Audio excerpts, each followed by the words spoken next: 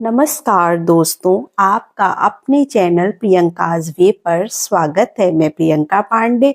दोस्तों, 2025 में खरमास कब से प्रारंभ हो रहा है? तो 2025 में खरमास 16 दिसंबर से प्रारंभ होकर 14 जनवरी को समाप्त होगा। यह पूरा एक महीने का जो है खरमास लगता है।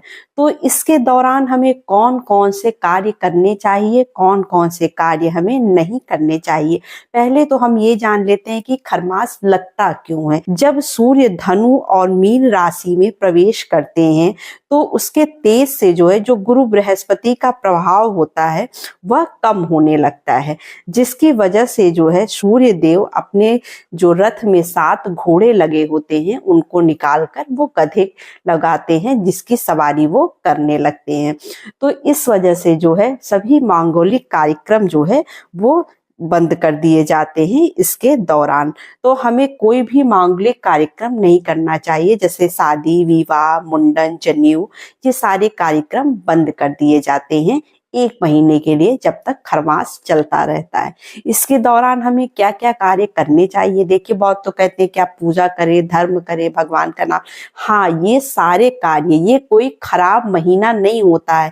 यह बहुत ही पावन और बहुत ही अच्छा महीना होता है, लेकिन कुछ कार्यों के लिए यह महीना अच्छा नहीं माना जाता है, ये टाइम अच्छा नहीं माना जाता है। इस दौरान आप भगवान की पूजा पाठ, दान धर्म, पूजा पाठ करिए। और जो है अगर आप चाहते हैं तो अपने घर में सत्यनारायण भगवान की कथा सुनिए, हवन कराइए, रामायण कराइए, भगवत गीता का पाठ करा लीजिए। आप ये सभी कार्यक्रम कर सकते हैं। धर्म से संबंधित, पूजा से संबंधित सभी कार्य आप कर सकते हैं, लेकिन जो शादी, विवाह, मुंडन, जनेऊ, इस तरह के जो भी कार्यक्रम है वो नहीं किए जाते। या घर का गृह प्रवेश है, अगर मान लीजिए आप अपना नया घर बनवाए, गृह प्रवेश आप उसमें करना चाहते हैं, तो आप इस खरमास के दौरान मत करिएगा। उसके बाद खरमास जब उतर जाए, यानी 14 तारीख को मकर संक्रांति के दिन भी आप कर सकते हैं, या उसके बाद भी आप गृह प्रवेश कर सकते हैं। अब बहुत से लोगों के ऐसे प्रश्न आ जाते हैं कि क्या अगर कोई बहुत इमरजेंसी हो जाए, जैसे बहुत से लोग फ्लैट्स में रहते हैं या किराए पर रह रहे हैं, अब उनको तुरंत रिसेंटली खाली करना है, तो वो क्या करें? तो वो देखिए, एक काम करें कि वो जो है पानी में थोड़ा सा जो है हल्दी डालकर जहां पर भी उनको रहना है वहां छिड़काव करके प्रवेश कर सकते हैं। अगर बच सके तो बचा ले, लेकिन कभी कभी ऐसा होता है कि हम मनुष्यों के जीवन में ऐसी इमरजेंसी आ जाती है कि हम उस चीज को टाल नहीं पाते, तो वो बेशक बिना संकोच के जो है उस घर में प्रवेश कर सकते हैं। लेकिन अगर आपने नया घर न्यू से बनवाया है अभी और उसके अंदर आप प्रवेश करना चाहते हैं, तो आप उसमें प्रवेश ना करें, इससे बचें। और आपको शादी से संबंधित, जैसे मान लीजिए अब बहुत लोगों की जो है जनवरी के बाद तुरंत से फरवरी में शादियां भी होती हैं, तो वो तैयारी करना चाहते हैं, तो नए कपड़े, जैसे शादी के लिए आप नया कपड़ा, नया जोड़ा, कुछ इस तरह की चीजें खरीदना चाहते हैं, तो आप मत खरीदिए, जहां तक हो सके बचा लीजिए। अगर आपने तैयारियां पहले से शुरू कर दी हैं और बाकी लोगों के लिए आप खरीदना चाहते हैं तो खरीद लें, लेकिन जो आप जिस लड़की के लिए और लड़के के लिए खरीदना चाहते हैं, जिसकी शादी है, उसके लिए ना खरीदे तो अच्छा है। और इस टाइम में जेवर गहने भी हमें नहीं बनवाने चाहिए। बहुत लोग कहते हैं कि क्या सोने वगैरह का खरीदारी कर सकते हैं, तो जी नहीं, आप सोने वगैरह की भी खरीदारी ना करें।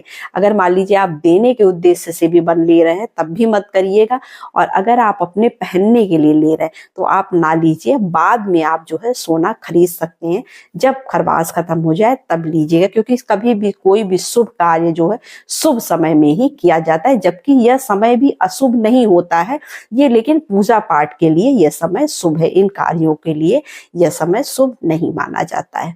तो ये सारे कार्य हमें इस तरह से करने होते हैं। दूसरी चीज, बहुत लोगों के प्रश्न आते हैं, क्या हम सुहाग से संबंधित सामग्री ले सकते हैं कि नहीं, जैसे चूड़ी है, बिंदी है, ये चीजें खरीद सकते हैं?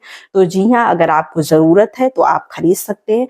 आप उतना ही बढ़ाइए जितने नियमों का आप पालन कर पाइए। ऐसा कोई जरूरी नहीं होता है कि हम सुहाग से संबंधित चीजें ना खरीदें। बस आप जो है मंगलवार और रविवार 2 दिन ऐसा दिन होता है जिस दिन हमें सुहाग से संबंधित चीजें नहीं खरीदनी चाहिए। और वैसे भी अभी शादियों का सीजन खत्म हुआ है, लोगों के पास ऑलरेडी बहुत सारे सामान विवाह में जाने के बाद रखे भी होंगे, और ये सब चीजें ऐसी हैं कि जो किसी के पास ऐसा नहीं है कि कम होता है या नहीं रहता है। तो जहां हो सके ना लीजिए, अगर लेना ही पड़ता है तो आप खरीद सकते हैं, उसमें किसी तरह की आपको मन में भ्रम पालने की जरूरत नहीं है। यूट्यूब पर बहुत से लोग बहुत सी चीजें बताते हैं, लेकिन हर चीज को क्या हम मान ही लें, कोई जरूरी नहीं है। हर आदमी अपने तरीके से अपनी बात कहता है। अब इस दौरान किसी के खरमास में ही बर्थडे पड़ जाए या एनिवर्सरी पड़ जाती है तो वो क्या करे, कैसे मनाए, भाई हर साल खरमास में ही पड़ता है। तो जी हाँ, आप बिल्कुल अपनी एनिवर्सरी, बर्थडे सब कुछ मनाइए। आपको न्यू कपड़े खरीदने तो आप न्यू कपड़े भी खरीद सकते हैं, या अगर आपके पास न्यू कपड़े रखे हुए हैं तो आप उसको भी पहन सकते हैं। और जो भी आप जैसे कैटरिंग वगैरह का बहुत लोग बहुत थोड़ा सा ब्रॉड में करते हैं चीजें, तो अगर वो करना चाहते हैं तो वो कर सकते हैं। इन चीजों में कोई मनाही नहीं होती है। अगर आप जितना अपने मन में भ्रम पालिएगा उतना ही आपके अंदर डर बैठता चला जाएगा। तो आप उतना करिए, भगवान की पूजा आराधना करते रहिए, भगवान का नाम लेते रहिए।